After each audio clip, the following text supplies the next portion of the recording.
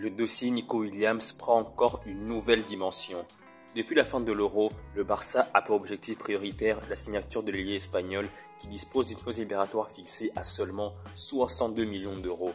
Et alors que le joueur doit désormais rendre sa décision finale pour son avenir, un nouvel acteur vient de s'impliquer dans le dossier. Nike veut à tout prix Nico Williams à Barcelone.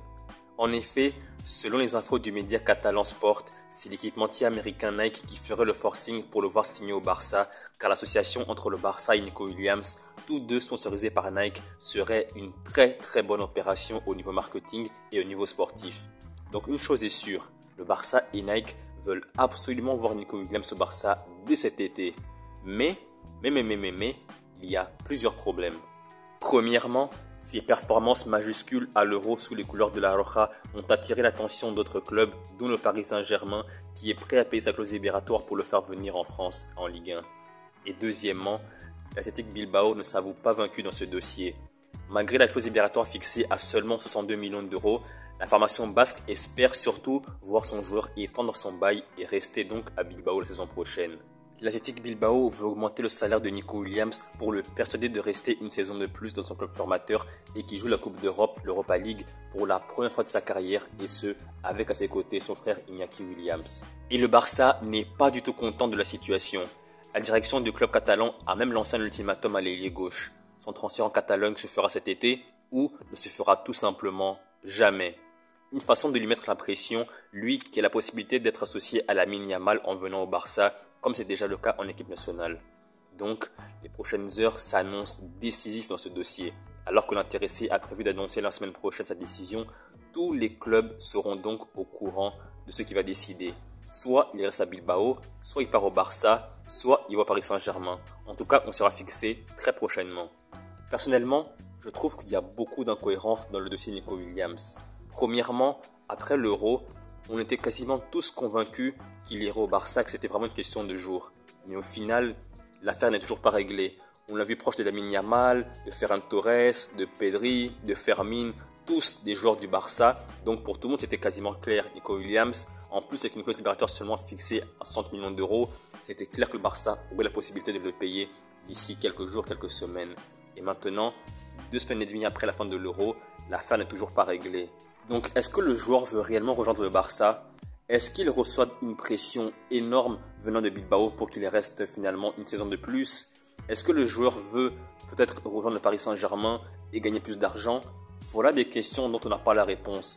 Et est-ce que le Barça a assez d'argent pour payer sa clause libératoire ? Donc voilà encore quelques questions que je me pose qui ne sont pas encore réglées. C'est vraiment très flou comme je l'ai dit. On ne sait pas qui détient la vérité, qui ment. C'est vraiment très flou.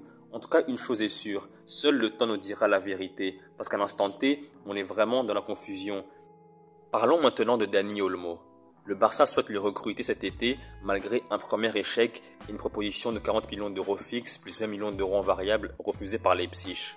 Après avoir rencontré les agents du joueur espagnol, Leipzig a maintenu sa position et a clairement fixé son prix de départ, 60 millions d'euros. Le club allemand serait donc prêt à le laisser partir, mais pas pour un montant inférieur à sa clause d'après Mundo Deportivo. Leipzig a insisté sur le fait qu'ils ont déjà fait un effort pour maintenir un prix de départ qui devait pourtant expirer le 15 juillet dernier. Scruté par le Bayern Munich, United et City en cas de départ de De Bruyne, le joueur espagnol a toujours priorisé un retour au Barça. Désormais, tout est une question de temps et nous serons probablement fixés sur son sort d'ici quelques jours ou quelques semaines. Personnellement, et ce n'est que mon avis, Dani Olmo ne devrait pas signer au Barça. Pourquoi je dis cela ? Le joueur est certes très talentueux, il a vraiment de très bonnes qualités et on l'a tous vu à Leipzig cette saison, on l'a tous vu avec la Roja durant l'Euro. Mais aujourd'hui au Barça, surtout quand Hansi Flick veut jouer en 4-2-3-1, il y a déjà plusieurs joueurs qui peuvent jouer à ce poste-là. On a Pedri qui est exceptionnel, quand il n'est pas blessé, il est vraiment intouchable. Gundogan peut jouer en numéro 10 comme il l'a fait avec la Mannschaft durant l'Euro.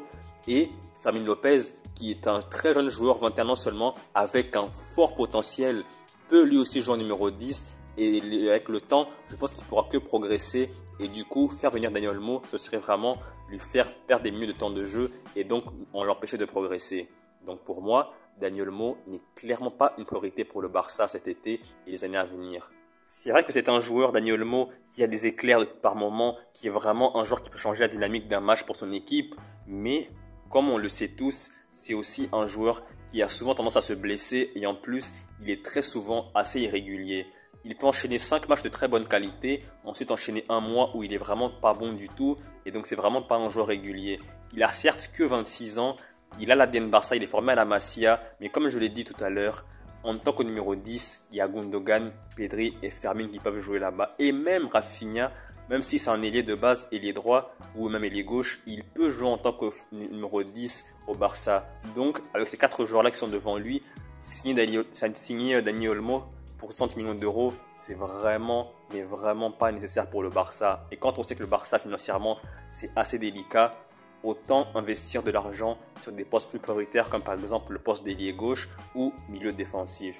Ce n'est que mon avis et voilà ce que je pense. Donc voilà, c'est la fin de la vidéo. J'espère que vous avez aimé la vidéo. Si c'est le cas, likez, commentez, partagez et surtout, abonnez-vous. Pourquoi vous abonner? Eh bien tout simplement pour ne rien rater de la suite de mes vidéos. Salut et à la prochaine.